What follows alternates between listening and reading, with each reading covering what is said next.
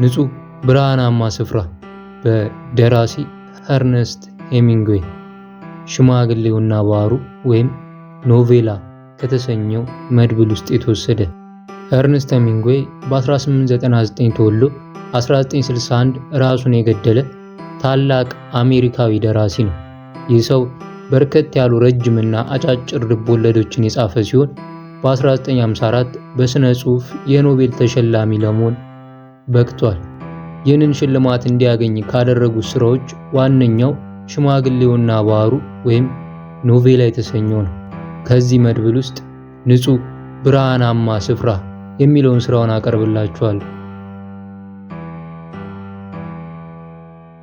ንጹህ ብርሃናማ ስፍራ። ሌሊቱ በጣም ስለገፋ ቡና ቤቱ ጭር ብሏል። ከአንድ ሽማግሌ በስተቀር ሌላ ደንበኛ የለም። በጎዳናው ዳር የተተከለው ዛፍ ከመንገድ መብራቶች በሚፈነጥቀው ብርሃን በፈጠረው ጥላ ውስጥ በጸጥታ ተቀምጧል። ሽማግሌው ቀን ቀን ከጎዳናው የሚነሳው አቧራ አይጣል ነው። ሲመሽ ግን ጤዛ ይወርድና በያለበት እንዲረጋ ያደርገዋል። ሽማግሌው ጆሮአቸው በመደንቆሩ እስከ ውድቅትም ቢሆን በረንዳው ላይ ቁጭ ብለው ማምሸት ይወዳሉ። ሌሊቱ ጸጥታ ስለሰፈነበት ልዩነቱን መለየት ጀምረዋል። ሁለቱ አሳላፊዎች ሽማግሌው ሞቅ እያላቸው መሆኑን አላጡትም። ስካሩ ጠና ያለ ቀን ሂሳባቸውን ሳይከፍሉ ውልቅ የማለት ጠባይ ያላቸው መሆኑን ስለሚያውቁ ዛሬም በአይነ ቁራኛ እየጠበቋቸው ነው። ባለፈው ሳምንት ራሳቸውን ለመግደል ሞክረው ነበር አለ አንደኛው አሳላፊ። ለምን? ተስፋ ቆርጠው ነዋ። በምን ምክንያት? እንዲሁ። ያለ ምክንያት መሆኑን እንዴት አወቅ? ይገርማል፣ ማት ገንዘብ አላቸው።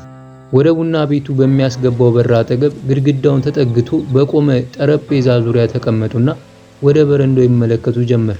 ንፋሱ በለዘብታ የሚያወዛውዛቸው ዛፎች በፈጠሩት ጥላ ውስጥ ከተጎለቱት ሽማግሌ በስተቀር አሁንም ሌላ ደንበኛ የለም። በረንዳውን የሞሉት ጠረጴዛዎች በሙሉ ቦዝነዋል። አንድ ወታደርና አንዲት ኮረዳ ተቃቅፈው አለፉ። ወታደሩ ኮሌታ ላይ የተለጠፉት ከናስ የተሰሩ የመለያ ቁጥሮች ከጎዳናው ብርሃን የሚፈሰው ብርሃን ሲያርፍባቸው ለቅጽበት እንደ ጉድ አንጸባረቁ። ጸጉሯን ያልሸፈነችው ኮረዳ እርምጃዋን ለማስተካከል ከሰውየው ጎን ውን ትላለች። የወታደር ፖሊሶች ካገኙት አይለቁትም አለ አንደኛው አሳላፊ። የሚፈልገውን እስካገኘ ቢያዝስ ምን አለበት? ይልቅ ከዋናው መንገድ ዞር ቢል ይሻለዋል። አሊያ አንጠልጥለው ነው የሚወስዱት። በዚህ ካለፉ 5 ደቂቃ ቢሆን ነው። ዛፎቹ በጣሉት ጥላ ውስጥ የተቀመጡት ሽማግሌ ብርጭቋቸውን ከሲኒ ማስቀመጫ ጋር በማጋጨት አንኳኩ። ልጅ እግሩ አሳላፊ ቀልጠፍ ብሎ ቀረባቸው። ምን ልታዘዝ? ሽማግሌው ቀና ብሎ ተመለከቱት። ሌላ ብራንዲ አሉ። አሬ በቃል ይሰክራሉ አለ አሳላፊው።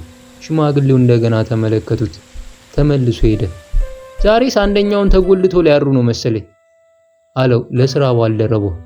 እኔ ለራሴ እንቅልፍ ክፉኛ እያንገላጀጀኝ ነው። በቃ እኔ ከ9 ሰዓት በፊት ተኝቼ አላውቅም። ባለፈው ሳምንት ራሳቸውን ገድለው ቢሆን ለኛም ትልቅ ግልግል ነበር። አሳላፊው የብራንዲውን ጠርሙስና አንድ የሲኒ ማስቀመጫ ከቡና ቤቱ መደርደሪያ ላይ አንስቶ ወደ ሽማግሌው አመራ። የሲኒ ማስቀመጫውን ጠረጴዛው ላይ አኖርና ብራንዲውን ቀዳላቸው።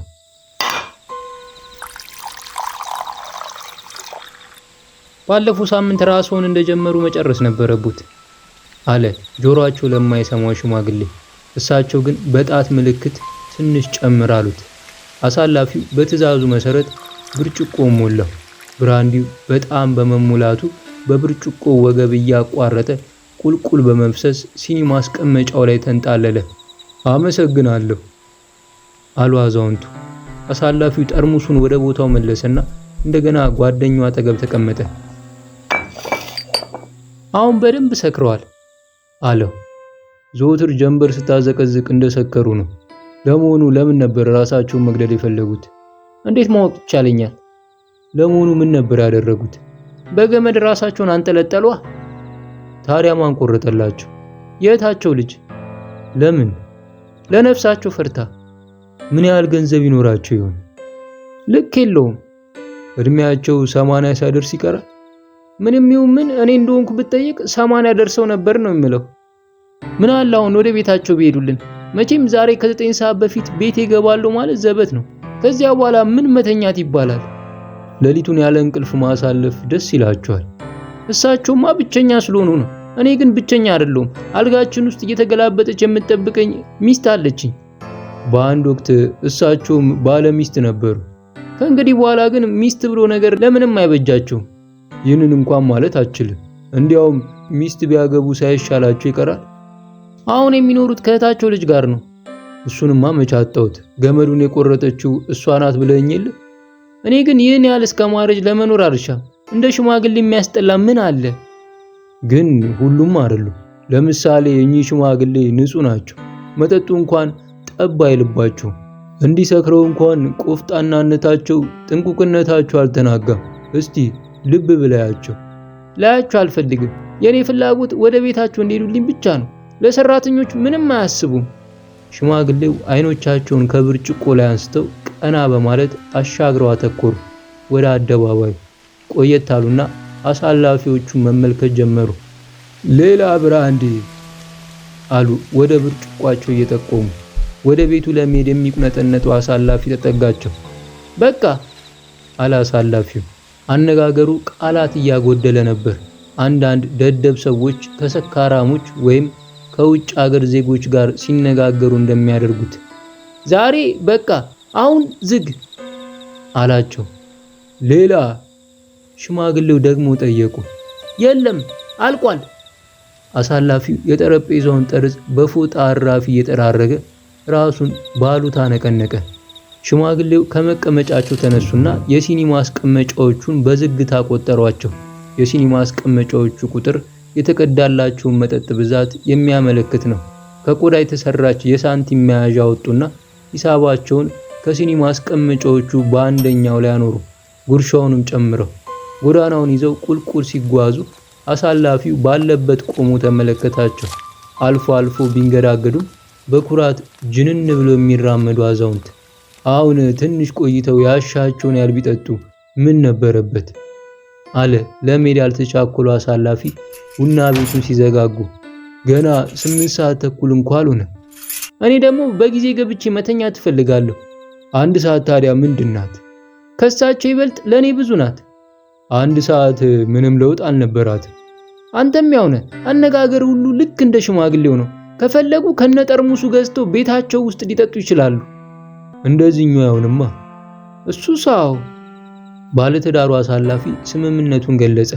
ምንም እንኳን ለመሄድ ቢቻኩል ሐቁን ለመካር ግን ፍላጎት አልነበረው። አንተስ ካስለመድከው ሰዓት ቀደም ብለ ወደ ቤት መግባት አያስፈራም? ለምን ልሰርበኝ ትፈልጋለህ? አረ ምን ቆርጦኝ እንዲያው ለቀልድ ያለው። እኔ ግን አልፈራም አለ ወደ ቤቱ ለመሄድ የሚጣደፉ አሳላፊ የመስኮቶቹን ተንሸራታች የብረት መዝጊያዎች ገጥሞ ቀና እያለ። በራሴ ሙሉ እምነት አለኝ። ወጣትነት፣ እምነት፣ ስራ አለ ጠና ያለው አሳላፊ። ሁሉም ነገር አለ። አንተስ ምን ይጎላል? ከስራ በስተቀር ሌላ ምን አለኝ ብለህ? እኔ ያለኝ ሁሉ አንተም አለ። በጭራሽ በእድሜ እምነት የሚሉ ነገር አላውቅም።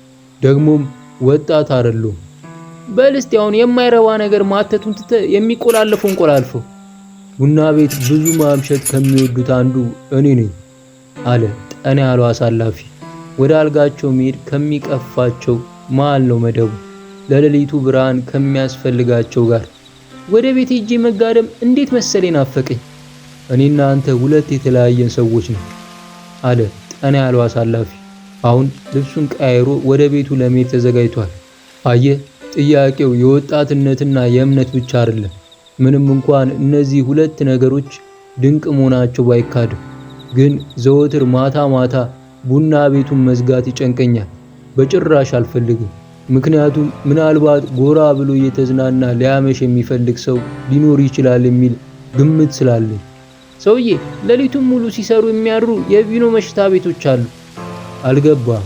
ይሄ እኮ ንጹህና የደስደስ ያለው ቡና ቤት ነው፣ ያውም ከበቂ ብርሃን ጋር። ብርሃኑ ደግሞ ማለፊያ ነው።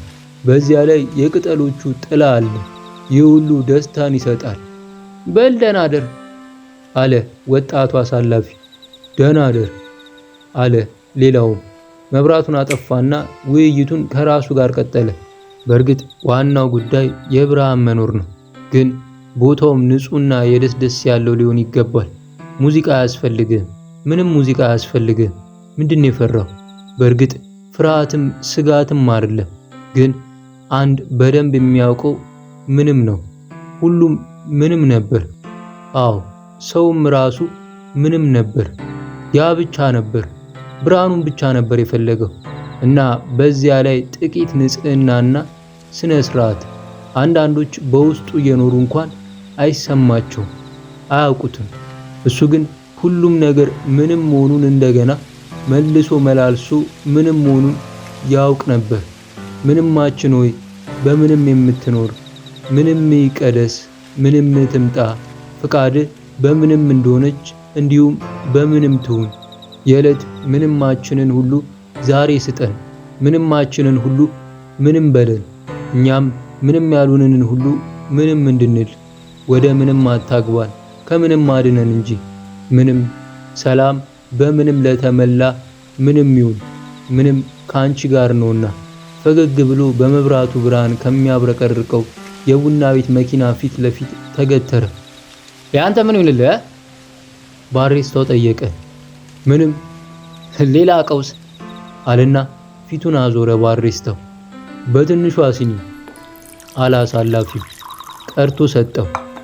ጥሩ ብርሃን አለ፣ አስደሳችም ነው፣ ግን ባንኮኑ ያልተወለወለ አላሳላፊው።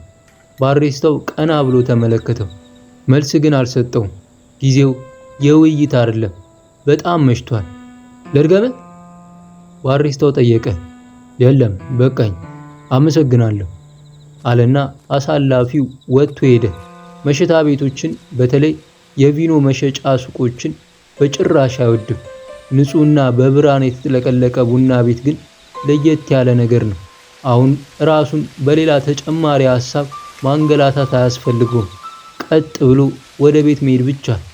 እንደደረሰ አልጋው ላይ በቁሙ ይገነደሳል። ሲነጋጋ እንቅልፍ ይወስደዋል። ለብቻው መነጋገር ጀመረ። ምናልባት ለራሱ ሲያወራ ኢንሶሚኒያ ሊሆን ይችላል። ብዙ ሰዎች ሳይኖርባቸው አይቀርም። ኢንሶሚኒያ እንቅልፍ የማጣት ችግር ወይም በሽታ ነው።